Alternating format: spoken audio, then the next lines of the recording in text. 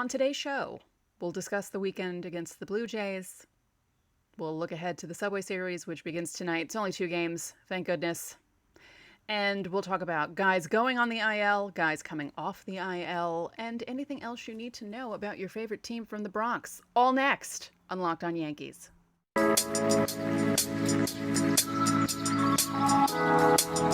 You are Locked On Yankees, your daily New York Yankees podcast. Part of the Locked On Podcast Network, your team every day.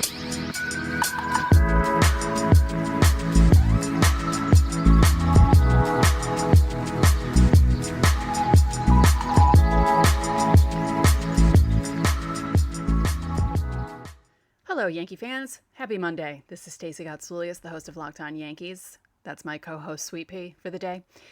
I'd like to welcome you to the show. Thank you for making us your first listen every day. We're on every platform available, including Odyssey, Apple, Spotify, Stitcher, and every other platform that keeps coming out. There's so many podcasting platforms. It's unbelievable, and we're all there. You can watch us on YouTube, subscribe on YouTube, comment on YouTube, hit the bell so you know when our videos are going to be live. And yeah, it's great. It's great. Actually, it's a lot more positive today than I thought it was going to be because they won the last game of the series. Yeah, a 4-game sweep would have been catastrophic. Losing 3 out of 4 is bad enough, but a 4-game sweep definitely would have been catastrophic. They just couldn't do anything right this weekend. And I'll tell you, I got a little worried there because I had a hit on Toronto radio on Thursday, and I very proudly, with my chest as open as possible, said, neither one of these teams is going to sweep. And then when yesterday's game started, I thought to myself, oh God, please don't get swept. Don't make me sound like I don't know what I'm talking about. I do that enough myself. Honestly, though, with the way Toronto was playing coming into the series and the way the Yankees were coming into the series, it felt like a series that they could split. It didn't seem like either team was going to really dominate. And yeah, it was a bad series. Luckily, it ended on a good note. And even more positively, Andrew Benintendi picked the perfect time to hit his first Yankees home run. Actually, it was even more perfect because the Blue Jays tied it in the top of the 7th. Very deflating because if you've watched the Yankees the past, 2 months, anytime they had a lead, they'd usually lose it. And the good sign was they only allowed Toronto to tie, right? But it felt like it was a rare thing for them to come back in the very next half inning, you know what I mean? It's Monday. And go ahead 2 runs. I have to say, I did enjoy John Sterling's call, although being a TikTok user myself, I kind of wanted him to go the Louis Prima way and do the every time it rains, pennies from heaven, but bennies from heaven. Shooby dooby. You know that song. It's old enough for Sterling because none of his references are from after 1970. I always think my references are too old when I reference the 80s, but Sterling's out there referencing like the 40s and 50s, so I don't feel so bad. But I did like his Benintendi call. Molto Benny, right? I should know this. I'm a quarter Italian. And the Bennies from heaven. So good job, John Sterling. And yeah, and then the Yankees didn't really make it scary. And Lou Trevino looked good. And, other things happened in yesterday's game we're going to discuss. Alek Manoah. It was a good sign that the Yankees scored 2 off him, even though 1 was unearned. But still, when Yankee fans saw that it was probably going to be Alek Manoah, Max Scherzer, and Jacob deGrom all 3 in a row with the way the Yankees were playing heading into Sunday, everyone just assumed it was going to be a 6-game losing streak. Now, it could still be 5 out of 6. but it won't be a 6-game losing streak. So that's good. The thing that bothered me about the Alek Manoah thing is that he ran his mouth in the press after the game, going after Garrett Cole. All Garrett Cole was doing was sticking up for his teammate. And I don't know why even Yankee fans are going after Cole for doing that. Cole is like CeCe. When something happens, he's usually the first one out of the dugout. And you noticed how Alek Manoah basically was like George Costanza coming out of a cold pool when Judge was barking at him. Yeah. Yeah.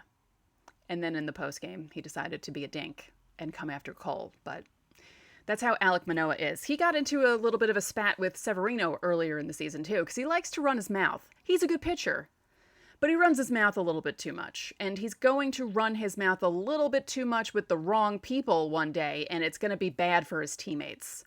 The Yankees in Toronto play 3 more games in Sky Dome. I'm calling it Sky Dome for all my friends up in the GTA who refuse to call it its actual name because they don't like the media company that owns it. So they still refer to it as Sky Dome. I'm going to do that for you guys. But Alek Manoah needs to stop running his mouth so much. But yeah, it was a good sign that the Yankees won that game, pitched by Manoah. It's a good sign that Nestor Cortes only gave up 1 run. And probably shouldn't have. If Aaron Hicks knew how to play the outfield, he might not have given up that home run to Whit Merrifield. What is going on with Aaron Hicks? Honestly, what is going on with him? It's like he's forgotten how to play baseball. It's really frightening.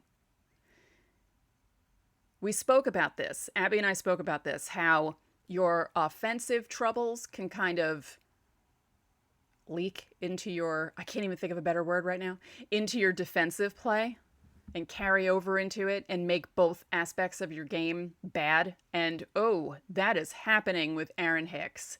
It's as if he forgot to play in every way. He's getting bad jumps. He's turning wrong. He looks lost out there. He looks like how I would look if I was trying to play center field. Something needs to be done about Aaron Hicks. I don't know exactly what, but I know that Boone has that mentality where he knows that when a player is struggling, it's possible that one big hit can turn things around for him. And I think he's hoping for that with Hicks, and it's just not happening. And they're lucky that that didn't turn into something really bad, like it did the time where when he was turned like the blender last week, and Abby actually cursed about it, and I had to bleep it when I was editing the show. Yeah. Something needs to be done about Aaron Hicks. I don't know what, but something needs to be done. In a moment, we're going to talk about Nestor Cortes and how awesome he is, and other positive aspects of yesterday's game, because I really don't want to talk about the other 3 games. They were horrible. But first, BetOnline is the fastest and easiest way to check in on all your betting needs. Find all your favorite sports and events at the #1 online source for odds, lines, and games. Find reviews and news of every league, including Major League Baseball, NFL, NBA, NHL, combat sports, esports, and even golf.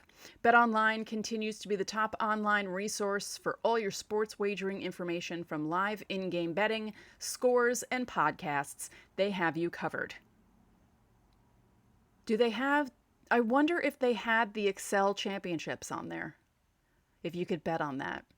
And I'm quite interested to see how badly the Yankees' odds have shifted after these 2 months of horrible baseball by them. So head to BetOnline or use your mobile device to learn more about the action happening today. BetOnline, where the game starts. Thanks again for making Locked On Yankees your first listen every day. Subscribe now to Locked On Yankees on YouTube or wherever you get your podcasts so you get notified when each episode premieres. So Nestor Cortes, let's talk about it, because he went head-to-head with Alek Manoah and looked just as good as Alek Manoah. They both went 6 innings. As I said, Manoah gave up 2 runs, 1 earned. Cortes gave up the 1 run because Aaron Hicks can't play the outfield. On the year, Cortes is at a 6.28 ERA. Alek Manoah is at 2.66. They're neck and neck right there. Now, Wandy Peralta blew the save, but then Trevino got the win.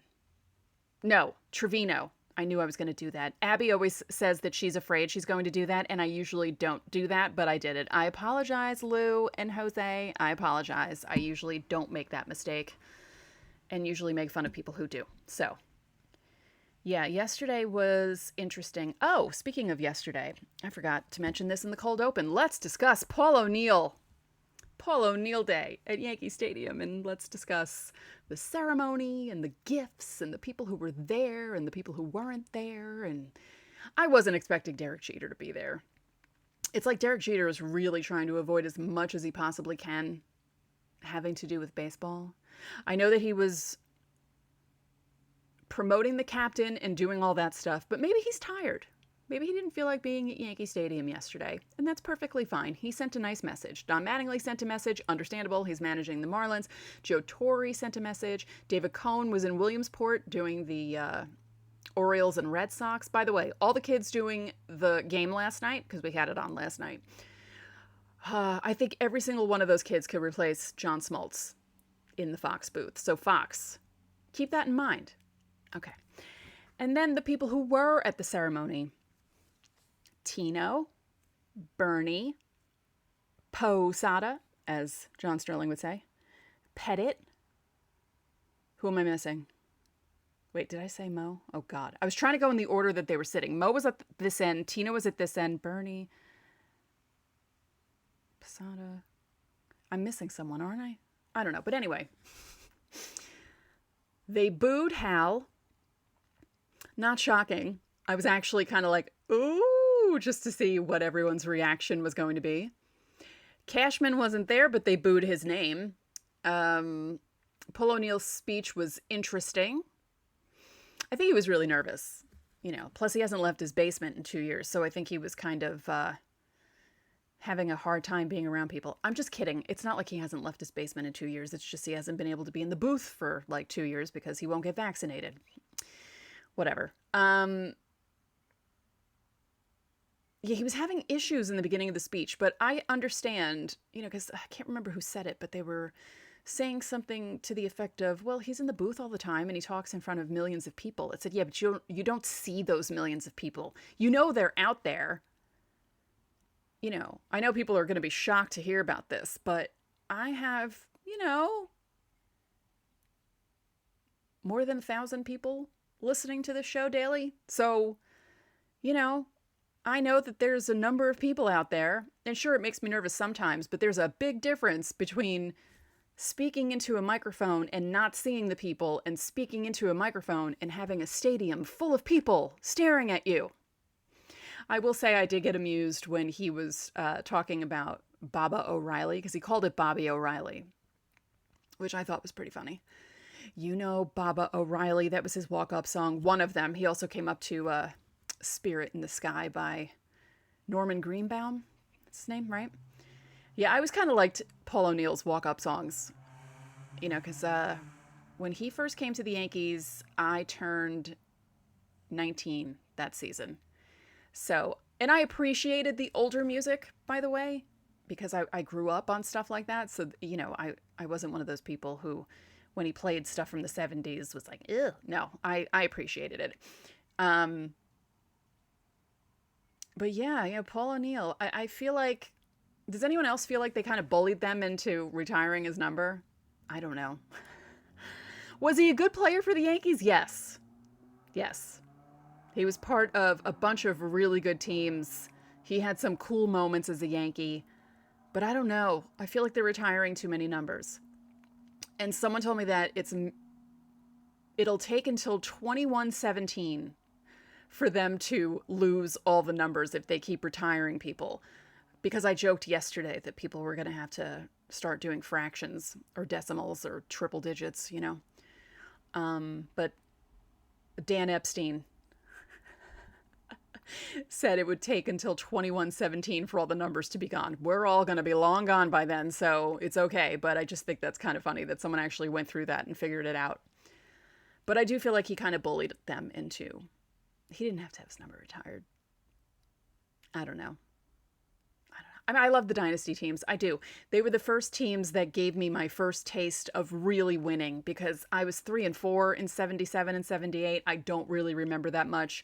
I remember 81 when they lost, and I remember the 80s and sitting through the Mets winning the World Series in 86 and being heckled by my 7th grade homeroom teacher who was a big Met fan, and me and my friend Andy were the only 2 kids in our homeroom who admitted we were Yankee fans, and he just teased us the whole fall. It was horrible. It's nearly 36 years later, and I remember that so well. So I appreciate the dynasty teams. I appreciate Paul O'Neill's role on those teams, but I don't think his number should have been retired. And the way people reacted to other people wearing 21, especially LaTroy Hawkins, Yankee fans just did not do themselves any favors with the way they reacted to that. It was ridiculous. But good for Paul O'Neill. He got some cool gifts. The best gift of the day was they gave him a water cooler with a bat through it. He kicked it, which was even funnier, but yeah, someone was saying how they wished someone on the Yankees would pull an O'Neill during this really bad stretch. Rizzo did. The other day, he got really pissed off and was beating the crap out of the bat rack.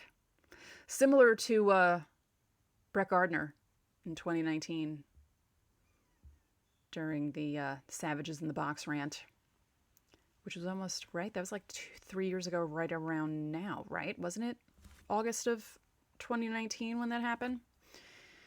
So yeah, Paul O'Neill, good for you. Good for you. So, Subway Series Part 2. If you've listened to the show for the 4 years that I've been hosting it, you know, I just can't even anymore with the Subway Series. I just don't care. I don't care. It's lost its magic. It was fun the first 5-6 years of it, and then after that it was just like, all right, enough. Let's play someone else.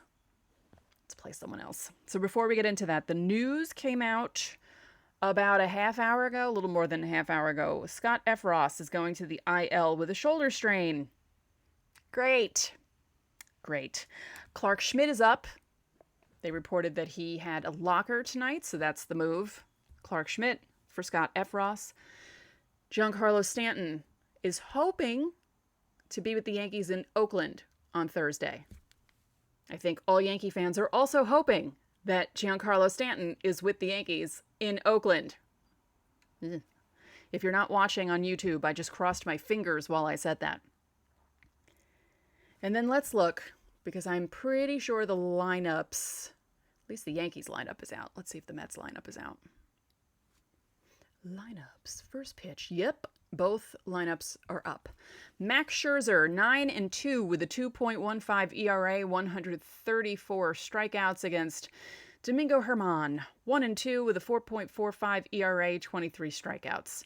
Your lineups, Nimmo, Marte, Lindor, Alonso, Vogelbach, McNeil, Canna, Batty, McCann. For the Yankees, Benintendi, Judge, Rizzo, LeMahieu, Donaldson, Cabrera, Trevino, Kiner Falefa, Marwin Gonzalez. I believe that's the same lineup as yesterday.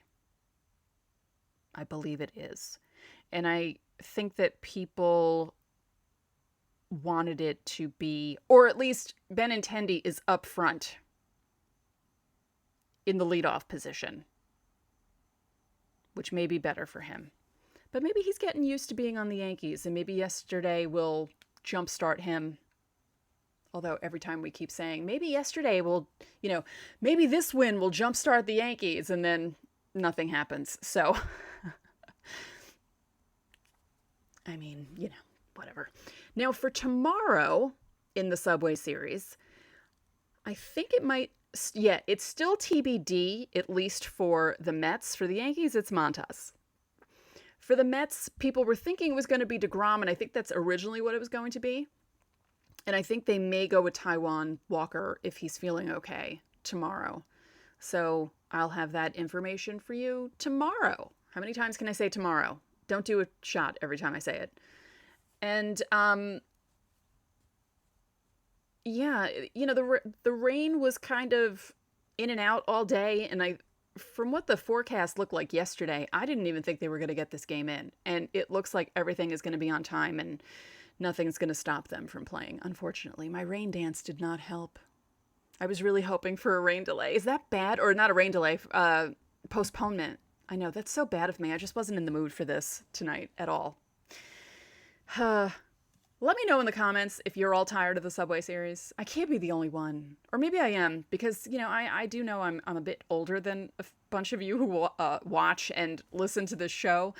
And, when the Subway Series started 25 years ago, some of you were, children. I was 23. Yeah, 23. So yeah, it's just been a lot, guys. I'm sick of it already. I mean, can the Yankees beat Max Scherzer? Sure. It could happen. Will they beat Max Scherzer? Not with the way they're playing now. If it was May or June, I would say, sure, they have a great chance. But not with the way they're playing right now. No, not at all. Now, Domingo Germán did fine in his first start against the Mets. Right? He only gave up 2 runs. The problem is, with the way the Yankees' offense has been lately, if he gives up 2 runs, that might be all they need to not do anything. Could be a 2-1 game. Could be a 2-0 game. The lead is 8. If they had gotten swept, it would have been 6, right? So at least they won that last game against the Blue Jays and kind of stopped that tumble briefly. We'll see how that goes. Now, the Blue Jays, I'm trying to remember where they're going after, because I had the schedule not memorized, but I did know their schedule because I was supposed to be in Toronto this week, and they were going to be on the road for the first part of my trip. Oh, they're in Boston. That's right. And then they were going to be home for the Angels and the Cubs. I was hoping to see Shohei Ohtani against the Blue Jays. That was my goal if I had gone up there this week. Oh, well, what a bummer. I'm not there. And yes, I was going to bring all my equipment and film the podcast at the Airbnb where I was staying. The funny thing about that is it wasn't an Airbnb that was, me getting the key and staying there myself. I was going to stay with a very nice lady and her 3 cats because I feel at home with cats in a house, and it would have been perfect. But alas, I'm not there. I'm still home. And so you're going to get me from home instead of Toronto. Would have been interesting, though. Me having to film in a foreign country. Wonder how that would have worked. I don't think I would have gotten in trouble, right? I don't know if there's some sort of weird YouTube rules that wouldn't allow me to do that. I guess I got to check that when I rebook this trip, because I am rebooking this trip and I'm planning on going to Toronto. Hopefully during the baseball season. Would be kind of cool to see the Yankees play them next season. So that might be a goal. So the rest of this week, Subway Series, today and tomorrow. They have the off day on Wednesday. Then they play Oakland for 4, if I'm not mistaken, and the Angels. For some reason, they were always playing Oakland on my birthday. They played Oakland on my birthday last year. I believe they won, though. They split that series, right? If I'm not mistaken. It looked good for the first 2 games, then the last 2 games were bad, and that Sunday game was a really awful, annoying loss. That little, what's that small guy's name? Terrence Long? Is that his name? What's his name? And he hit the home run, and it was it Chad Green? It was just bad. It was all bad. I don't like when the Yankees play Oakland. Even when Oakland isn't good, they still have trouble playing in that ballpark, even with all new people. It's just something about that place that the Yankees have trouble with. It's ridiculous. Why are they always there for my birthday? It's annoying. Hopefully next year, with the schedule being open and they're playing basically everyone now, and it's not so concentrated on the divisions, that things will be spread out. And hey, maybe there won't be a West Coast road trip for my birthday. I'm getting old. I'm turning 48 on Friday. I don't need to stay up till 1:30 in the morning watching a game. Come on. I'm not 28 anymore. It's too much. It's too much. So tomorrow we'll have the recap of tonight's game and any news you need to know about, injuries. Hopefully there won't be any more injuries. And then hopefully we'll find out about Stanton. And if he's coming back for Oakland, hopefully he is. So that's it for this episode of Locked On Yankees, which is part of the Locked On Podcast Network, your team every day. I'd like to remind you that you can listen to this show in Apple Podcasts, Google Podcasts, Odyssey, Spotify, Stitcher, anywhere else you get your podcasts. You can watch and subscribe to us on YouTube. Again, like and comment on YouTube. Click the bell notification so you know when our videos go up. And if you're looking for something else to listen to after you listen to us, why not listen to Locked On MLB? Make your second listen of the day the Locked On MLB podcast. Paul Francis Sullivan, who is an MLB expert, brings humor, passion, and a unique perspective on every team, including his Red Sox, and the biggest stories from around the league.